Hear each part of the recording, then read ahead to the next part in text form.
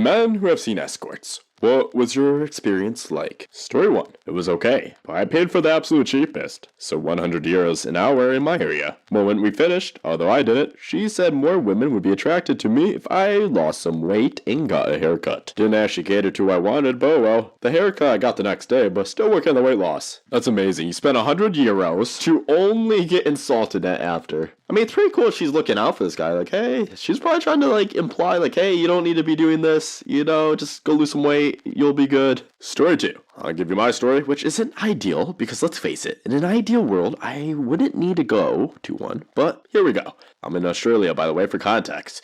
In February 2021, I separated from my wife. I kind of threw myself into my job in order to focus on something else. I was and am living alone in a 3-bedroom house. By the end of April, not only had it been the longest I've gone without sex in 5 years, but it had been the longest I've ever gone my entire life without a hug or genuine affection. I was a shell of a person and was so in the heat and also so lonely. For a couple of weeks, I looked at my local brothels to see what the deal was. I've never paid for any form of sex work before and had no idea what to expect or the etiquette. One day after some work drinks in the city, I thought, F it, I'm gonna go. I went by myself. The entrance was hidden and the door from the streets leads into some neutral space that reminded me of a decontamination chamber or a jewelry store. One of those doors into the room, a plexiglass window where the receptionist was, and another door leading to the venue with an electric lock. I had to pay $10 to enter the venue, and I told the receptionist, who was very kind, that I was a first-timer. I was nervous and shy, although I'm normally not that way in a social situation, and I had no clue what to do in terms of choosing a woman or payment. She said, don't worry, we'll take care of you. So they buzzed me in, and immediately a very short, like 4'10" tall Asian woman comes out to meet me. She says, I'll show you around, and indicates the receptionist. I kid you not, at the moment the receptionist hits a button on what I can only describe as a school intercom system, and she speaks through the mic, which blares throughout the entire bottom floor. We have a new customer. All girls to the floor. Holy crap, I was effing mortified. I was hoping to slink in, speak to a woman, and disappear, but no. So the Asian lady ushers me into a lounge room with couches and a pool table. There were 2 women already sitting there in lingerie. Then, 5 seconds later, 10 or so women, all in sexy outfits, march out to meet me. Literally one by one from some back room. Not on purpose, but the corridor was narrow. It was a range of shapes and sizes. Blondes, brunettes, tall, short, thin, chubby, etc. The lady proceeds to introduce me by name to all the women who had fancy names of their own. I was so freaking nervous, I couldn't believe it. All these women were looking at me and asking, so, who do you like? What do you want? I looked at the range of sexy, solicitable women and said, I think I'm going to play pool, snooker, for a bit. So, I proceeded to play pool by myself for 30 minutes while I could gather my nerve. One strange thing I discovered was that in my state in Australia, brothels were prohibited from serving alcohol. I really could have used a drink, but given the tendency for alcohol to make people and thus clients violent and impulsive, it makes sense. Upon sinking the last ball, one of the women immediately said, now that you're done, you have to speak to us. I nervously laughed and asked if a certain woman was available, using a work name.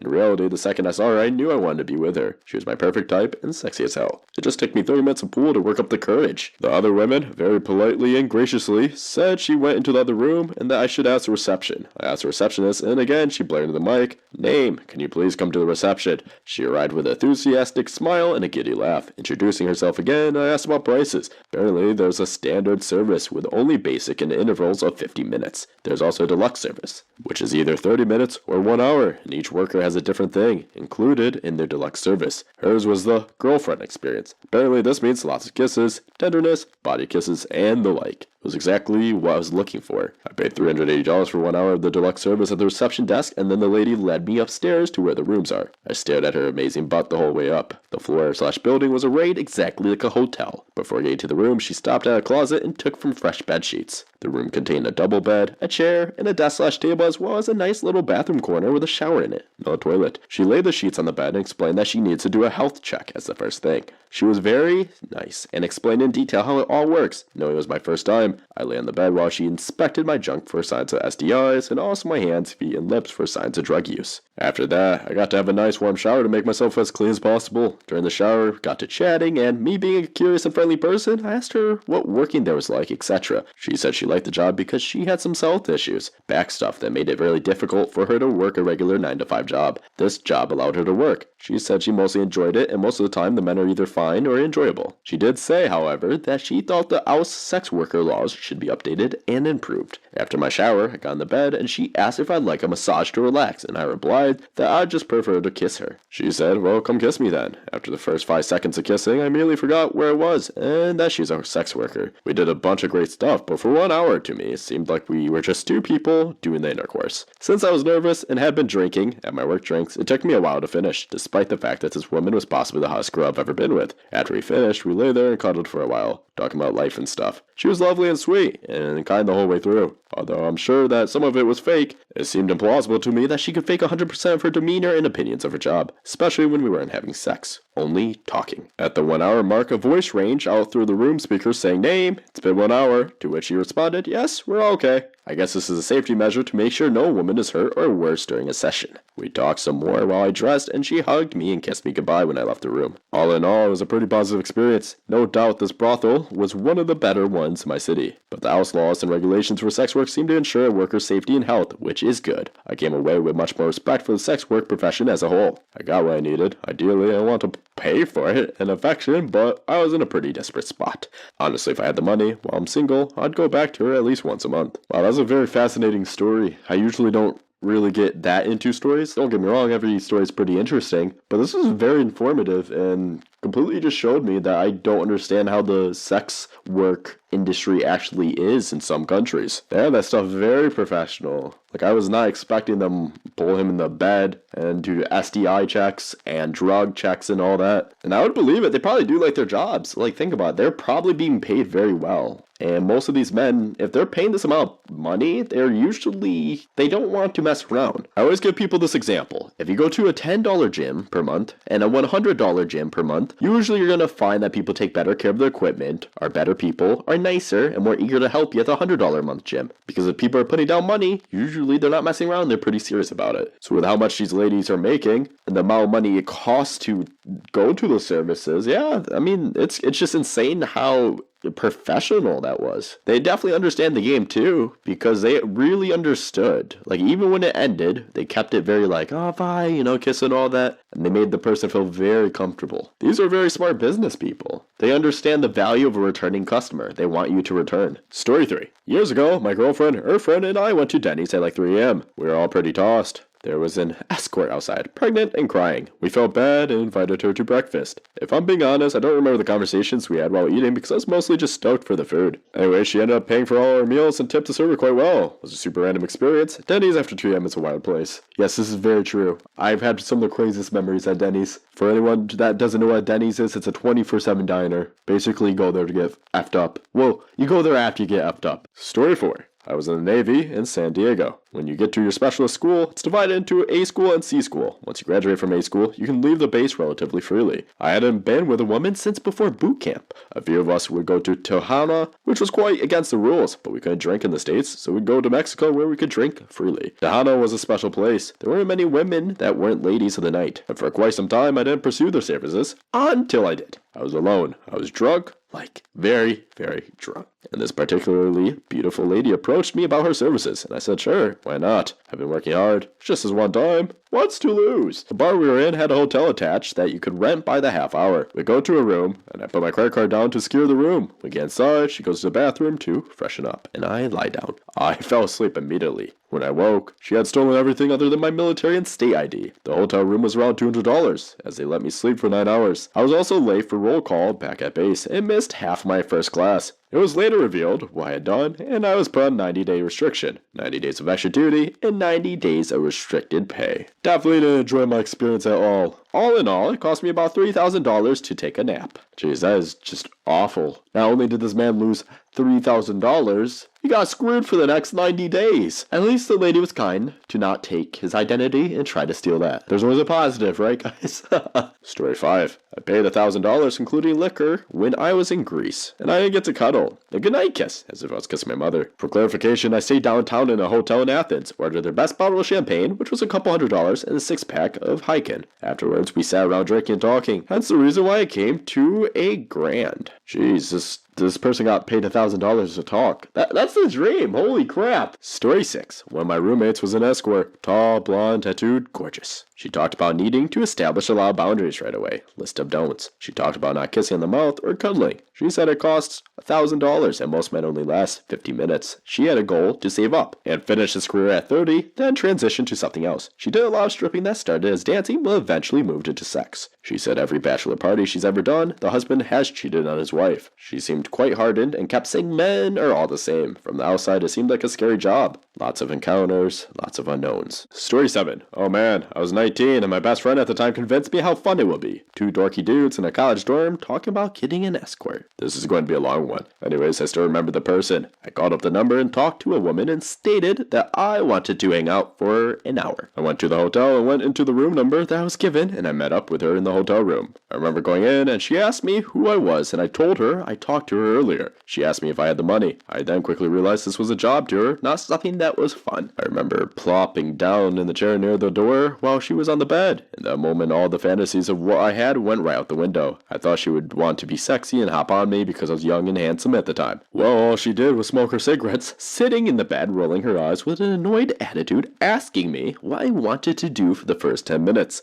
I remember in that moment feeling absolutely stupid to expect someone to want to feel attraction based on money spent towards me. After she kept her eyes on the clock for the first 10 minutes, I made a decision that since I'm here and I'm going to get the time I paid for with my money, that I was going to talk to her for the rest of the hour. I then told her that I didn't want to do anything sexual and that seeing her made me come to the realization that I was a fool for thinking someone doing this for work would find me attractive right off the bat. After I said that, she started asking me if I worked for the cops over and over again, and after a few minutes and a few cigarettes, actually asked me to pull out the battery of my phone and take off my clothes down to my underwear to see if I had any wires. I was a stupid kid and I should have walked off, but I decided to screw it and did what she asked. After I did that, she felt a huge sigh of relief and told me I could put my stuff back on. After I got my phone back together and dressed again, she ended up talking about her husband and how scary this work was. But since she didn't want to be a stripper and doesn't know anyone in P, she has to do this stuff in order to pay the bills because she has a felony. She has such a sadness and started to tear up, saying that she has seen so much violence and pain and she has no other skills in life and has been doing this for 3 years. But the money is too good. She ended up pulling out her flip phone and showing me pictures of her kids and her husband, telling me how they met and that they were high school sweethearts, but both of them dropped out of high school because she got pregnant and fell into using meth.